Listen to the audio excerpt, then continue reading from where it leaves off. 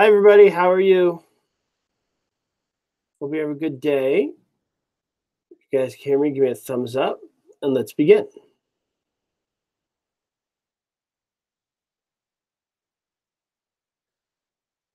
Do we have any first-timers here today? Anybody here for the first time? Any first-timers here?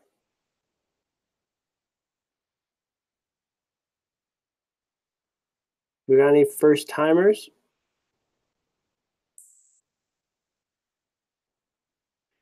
Second-timers? Third-timers? Where's our newbies? Or is everybody here just the usual suspects coming back? Oh, Shantae Cook. Welcome, Shantae. Welcome, Donna. Excited to have you guys here.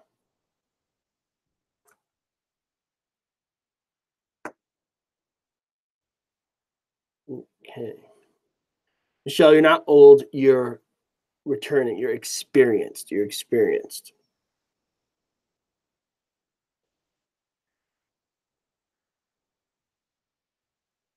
Okay. All right, here we go. First question. Oh, seasoned. I like that, Stephanie. Good stuff. All right, a lessee is released from the obligation of paying rent if the A, lessee abandons the premise, B, owner sells the property, C, owner declares bankruptcy, or D, lessee is constructively evicted.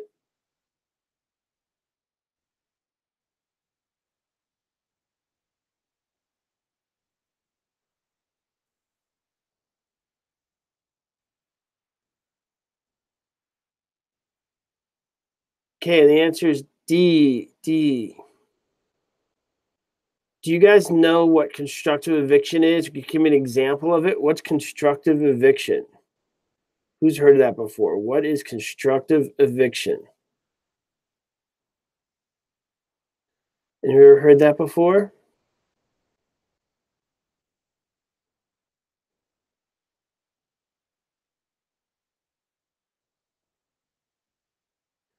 Okay, who could tell me what is constructive eviction? Okay, good. Landlord neglects a tenant. All right, so give me an example of it. Ooh, Shantae Cook, nice job. Turning off the heat would be a great example of that. Okay, so that's constructive eviction. All right, so to use Shantae's example, if the heat was turned off and it became unlivable, all right, then you're released from the obligation to pay the rent. Okay.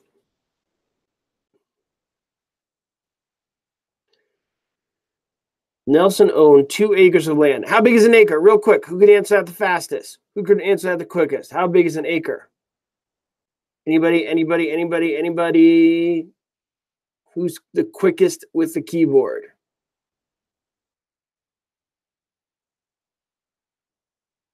40,560 square feet.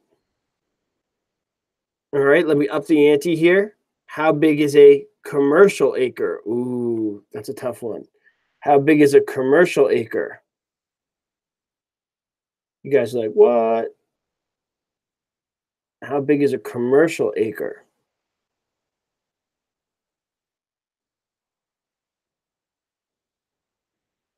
Okay, a commercial acre is just that acre minus streets, curbs, and sidewalks. That was a tough one. A commercial acre is just an acre minus streets, curbs, and sidewalks. All right. For you guys who knew that one, a big high five or fist bump, depending on your preference. Okay, so Nelson owned 2 acres of land. He sold 1 acre to Andy and reserved for himself an impertinent easement over Andy's land for ingress and egress. Andy's land is A, the servient tenement, B, subject to an easement in gross, C, can be cleared of the easement when Nelson sells the withhold acre to a third party, or D is the dominant tenement.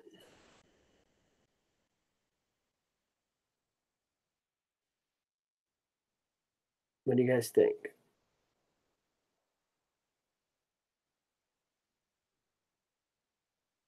So I see some A's. I see a D. So it looks like it's A. Good. Servient tenement. What is the difference between a dominant and a servient tenement? What is the difference between the dominant and the servient tenement? What is the difference between a dominant and a servient tenement? Who knows? What do you guys think? What is the difference between a dominant and servient tenement?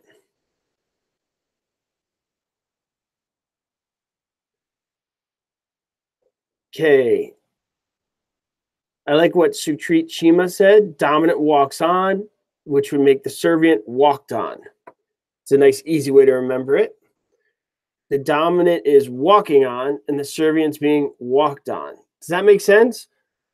If you guys want the more technical definition, the dominant one is the one benefiting from the use of the easement. The servient one is serving the purposes of the dominant tenement. Okay, they're serving their purpose. Okay, everybody ready for the next question here? Everybody ready with an exclamation point if you're ready. I'm going to see who's been studying, who hasn't. All right, ready with an exclamation point. Can you have an easement without a dominant tenement? Can there be an easement when there is no dominant tenement? Can there be an easement when there is no dominant tenement? It's a tricky one. I see a lot of yeses. Good. Angela Armstrong nailed it. You're way ahead of me. Yes, that's what an easement in gross is by definition. An easement in gross, all right, means there's no dominant tenement. Can you guys give me an example of an easement in gross? Can you guys give me an example of an easement in gross? Man, some of you guys have been taking my webinars so long, you're answering my questions before I even ask them. I can see Sutrit Chima's been with me for a long time, and he knows what I'm going to ask before I even ask it. Okay, so you got that utility company. All right, so utilities are an easement in gross. Okay, good job, guys.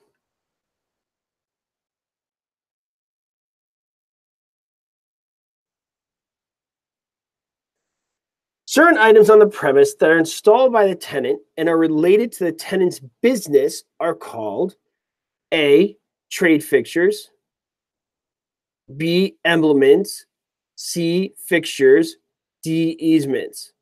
I totally said she, right? Did I say he? If I said he, I apologize. I meant she. I absolutely meant she.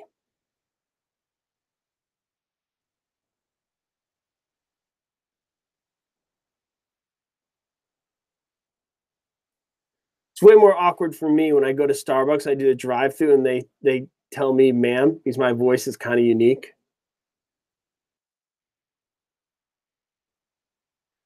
It's amazing that what you're the most embarrassed about and what you're the most insecure about becomes your greatest asset. I was always very nervous with my voice growing up, and now I use it every day and I use it to communicate with you guys. And it's to the point where I say hello and people know it's me immediately, and it's become my greatest asset. Such is life, right, guys? It's amazing the thing you become the most insecure about in your life could become the thing that makes you special, unique, and puts you ahead of everybody else. Who knew? Thanks, Melissa. I think it was more of an issue when I was younger. All right, I'm going to have to try out for the voice. Okay, here we go. So you guys circled A, trade fixture. Good. All right, so you got the fixtures and the trade fixtures, right, guys? So let's start with this, all right? Real property and personal property. Let's go back to the basics here. Hopefully you guys can answer this real quick. Difference between real property and personal property. What's the difference? What's the difference between real property and personal property? Who could tell me? Real property and personal property. Okay, Jody says movable.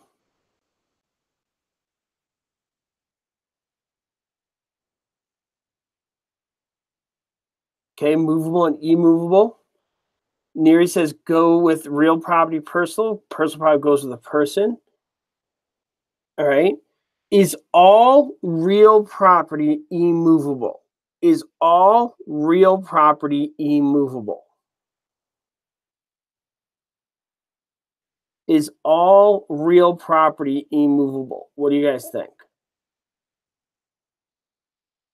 Angela says no. Can you give me an example of real property that is movable? Give me an example of real property that is movable. So, Carissa, at least would be personal property. So let me see some of you guys write real property that is movable. Pool cover, great job, Neri. Excellent. Give me another one. So a pool covering, fruits and vegetables can be, it's a tough one. That one's a little gray. Curtains is a great one. Curtains, pool covering. These things run with the land. You'll hear that word run with the land a lot. Okay, blinds, excellent. Okay, now let's reverse it. Now give me an example of personal property that is immovable. Personal property that is immovable.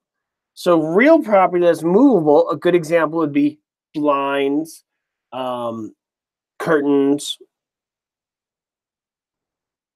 Okay, so now give me an example of real property, personal property that is immovable. Personal property that is immovable. Let's hear it. Let's see it. Dentist chair. This is the dentist chair and the trade fixture. Some of you guys answered dentist chair and trade fixtures before, which was not correct. This is where it's correct. Okay. Now, how do you get this right when you're sitting here learning real properties immovable and personal properties movable? Okay. Every teacher says that. It says it in the books. So how are we supposed to remember what is what? Well, some of you already wrote this in the comments, but I'm going to repeat it anyway. Real property goes with the real estate. Personal property goes with the person. Everybody write that down. I want to see every single person write this down in the chat. Everybody. Real property goes with the real estate. Personal property goes with the person. Real property goes with the real estate. Personal property goes with the person. That's an absolute rule, okay? The immovable personal property, the immovable real property, immovable personal property is a general rule. That's not always the case, like the examples we just gave together as the group. Okay, real property goes with the real estate, personal property goes with the person. So when we think about those curtains and those blinds that a lot of you mentioned, although they're movable, they go with the real estate, okay? That pool covering that Neri mentioned before, that goes with the real estate. Sure, Stephanie. Real property goes with the real estate. Personal property goes with the person. Okay? You guys got that? Real property goes with the real estate. Personal property goes with the person. And if you remember that, you won't get thrown off with those different exceptions. Okay, Angela said a stove. I'm honestly not an expert on stoves, but you just got to ask yourself, is that stove going with the real estate? Then it's real property. If it's going with the person, then it's personal property. I believe it depends on how it is attached, Angela, and most importantly, the agreement, which brings me to something I'm going to get to in about 2 minutes. Okay, so hold that thought, Angela Armstrong, about that stove. It's a great point to bring up. Okay. Can real property become personal property? Can real property become personal property?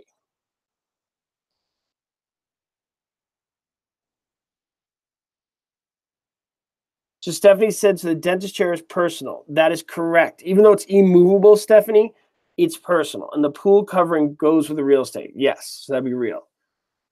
Okay. What did I just ask? I just lost my train of thought.